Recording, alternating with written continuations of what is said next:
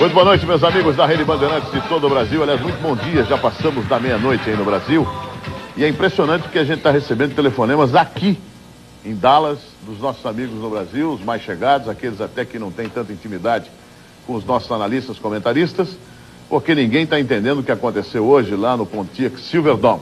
E nós estamos aqui para tentar esclarecer para os amigos do Brasil, ou pelo menos para colocarmos a opinião de cada um, ou talvez do grupo, porque eu tive a oportunidade de ouvir agora há pouco os meus companheiros aqui, e todos são unânimes, mas isso é um problema, cada um deles vai tocar no assunto. Vamos começar exatamente pelo Armando Nogueira, que traz o seu boa noite.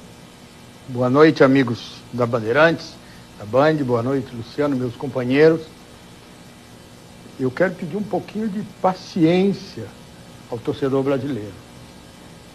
Eu descobri uma coisa hoje.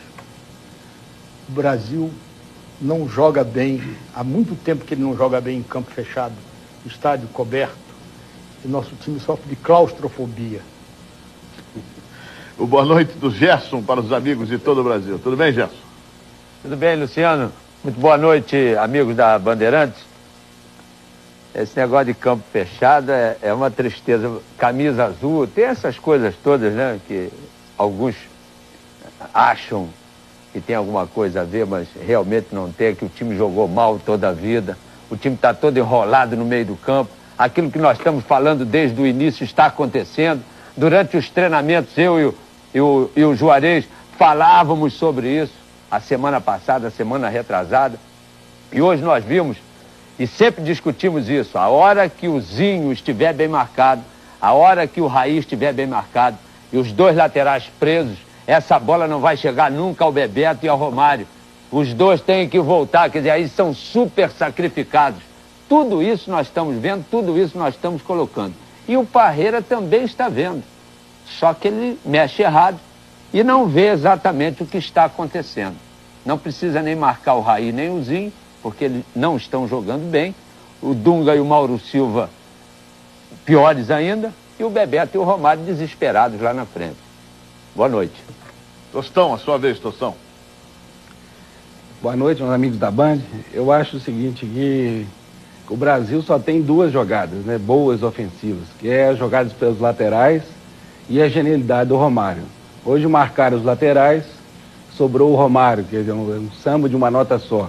Se o Romário não jogar bem, vai sobrar nada, que vai ser uma depressão, um vazio profundo, que é o Paulo Sérgio. O boa noite do Mário Sérgio, que esteve conosco lá no Pontiac Silverdome. Boa noite, Luciano. Boa noite, amigos da Bandeirantes. Um detalhe me chamou muito a atenção. Eu acho que o técnico de uma seleção como é a do Brasil, ele tem que ter um cuidado muito grande em estudar o adversário. A Suécia, no jogo contra a Rússia, ela fazia, embora parada, o seguinte: falta pela esquerda, atrás do segundo pau, ou seja, na linha lateral da pequena área, entre o Ljung. Não foi marcada, quase saiu um gol.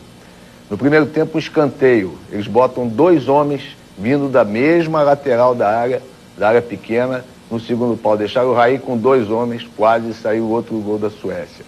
E eles têm a jogada de bola parada pelo lado direito. O Ljung vai e bate forte, em curva, buscando a marca do pênalti para a entrada do Kenneth Anderson. Quase gol da Suécia. Aonde estava o nosso treinador? Não sei. Rivelino, onde é que está o nosso treinador? Boa noite, Rivelino. Boa noite. Fala a mesma coisa que todo mundo está falando, né, Luciano? Mas realmente a pior partida do Brasil. Nessa primeira fase, horrível, o Brasil não se encontrou. E ele demonstrou, infelizmente, que não tem uma qualidade. Que tanto a FIFA deu essa condição para ele, que era o banco, 11 jogadores para ele mexer, meu Deus. Então aí que está a qualidade do treinador, saber mexer num time. E essa qualidade, infelizmente, o Parreira não teve. Juarez Soares, boa noite, Juarez. Boa noite. Eu acho que o torcedor brasileiro, que também entende de futebol, bate sua bolinha e tal, e que acompanha a seleção brasileira e os nossos programas, eu acho que o nosso raciocínio pode ser desenvolvido de duas formas. O primeiro raciocínio é que, se a gente analisar se o Brasil cumpriu a sua missão nessa primeira fase, cumpriu. Terminou com 7 pontos ganhos em primeiro lugar. Então o Brasil cumpriu a sua parte. Se classificou em primeiro lugar no seu grupo. Isto é uma coisa. É válido, é válido. Foi por caminhos tortuosos? Foi. Poderia ser mais fácil? Poderia ser muito mais fácil. Agora, isso já passou. Se a gente fosse um pouco mais rigoroso, a gente diria que a Copa começa mesmo, é agora. Que se a gente perder, a gente arruma a mala e volta para casa. Então, a partir desse instante, a gente tem que projetar tudo aquilo que a gente viu em função de até onde o Brasil pode chegar. Quando eu disse aqui, no primeiro programa do apito final, que o Brasil não era um time bem treinado, não era uma seleção bem treinada, eu me referia ao que aconteceu hoje. Nós não temos uma jogada. A descida dos laterais, que é absolutamente válida, é uma necessidade, porque o cara não consegue ficar preso lá, então o cara tem que ir de qualquer maneira. Mas não é jogada ensaiada, não é jogada preparada. Nós temos uma jogada só, que é a jogada do pão quente do Romário. Vamos raciocinar então. Faça de conta que o Romário não fez o gol hoje. O que o Romário fez? Então, são essas preocupações que nos levam a ficar realmente pensando que o nosso técnico está completamente perdido, e isso é muito perigoso. O boa noite do Zico, que sente a repercussão no Brasil, depois que ele saiu da televisão, foi para casa, voltou para a televisão. A gente quer ouvir muito o Zico aqui em Dallas e em São Francisco. Boa noite, Zico.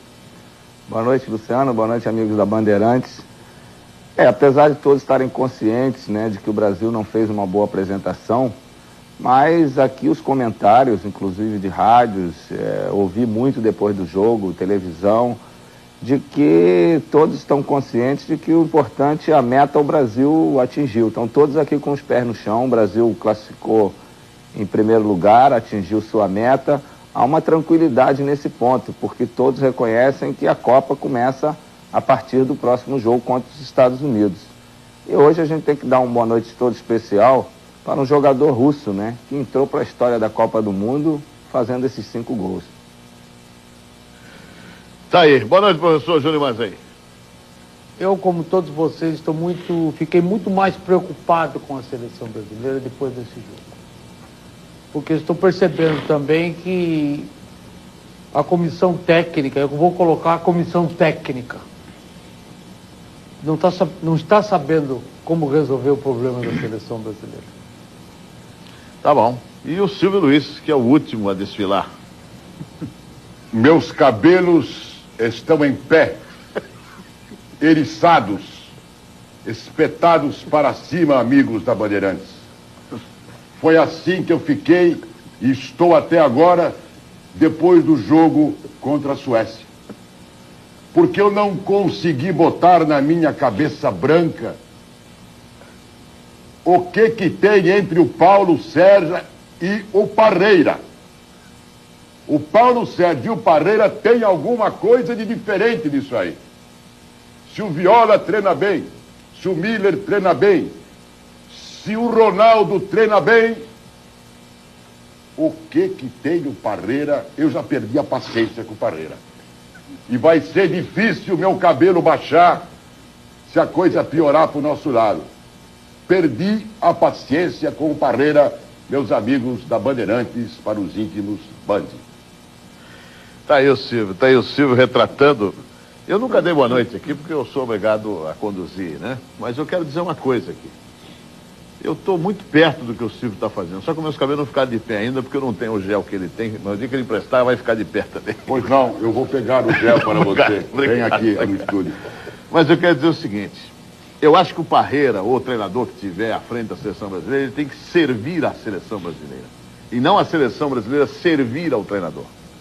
E tem um país por trás disso tudo, e ele tem que dar satisfações a esse país, através da imprensa, da crônica, dos ex-companheiros dele, dos treinadores. E se fosse num país sério, onde tivesse um comitê olímpico, um comitê de esportes, ele teria que prestar hoje à noite uma declaração por escrito. Por que ele colocou Paulo Sérgio? Porque errar faz parte do técnico. Se você pega o Cafu e não dá certo, você põe o Viola, não dá certo, enfim. Agora, o Paulo Sérgio não pode entrar no time do Brasil como opção. Todo mundo sabe disso. Então, como disse o Silvio Luiz, tem coisa no meio. Quem é que não diz que o passe do Paulo Sérgio sendo valorizado, um treinador da seleção não tenha um X% em cima disso? Então, me dá esse direito de pensar, meu Deus do céu. Mormente porque tem um português em Paris que assinou um contrato de opção para o seu Parreira e para o futebol da Espanha. E esse português em Paris tem a maioria dos jogadores da seleção brasileira sob contrato. Então eu tenho o direito de espetar os meus cabelos para cima e de dizer: tem alguma coisa entre o Paulo Sérgio, o Parreira e o português. É isso aí. Porque ele dá o direito. Ele dá o direito. Se você usa todas as suas opções e erra, é uma coisa. Mas ele declarou taxativamente: o Mazinho é o 12º jogador. E daí pra frente, o Mazinho é o 12º e o Paulo Sérgio é o 13º. E o Mazinho só entrou, e vocês vão ver, porque ele disse o seguinte: vou poupar o Mauro Silva com o cartão amarelo. Ora, nós não podemos. Tem turista aqui gastando o que não pode, tem um país inteiro ávido, ninguém é dono da seleção brasileira. Meu boa noite, desculpa. Tá? Desculpa, mas hoje está aqui na garganta. Vamos aos gols de Itália e México, nós voltamos daqui a pouco falando do Brasil.